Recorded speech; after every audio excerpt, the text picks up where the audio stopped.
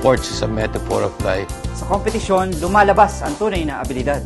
The heat of the battle brings out the champions in everyone. Many of the values that we practice in the organization or in the company today is related somehow to sports. Lahat tayo bantay isinilang, di mahalagang pinagmulan.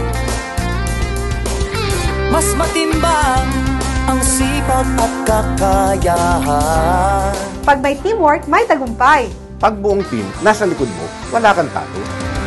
Wag umatras, wag umayaw, matindi ang laban ng ating buhay.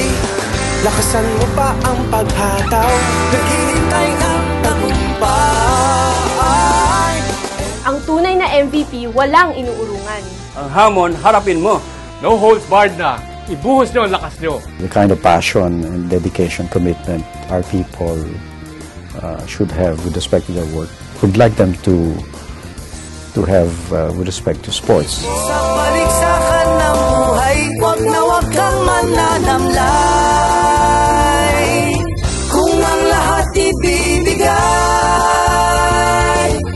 MVP ka habang buhay. Dito malalaman kung sino ang palaban. Dito magkakasubukan kung sino talaga ang magaling. For the first time, March 26 to 28, 2010, the first MVP Olympics. Napaka-importante po ito.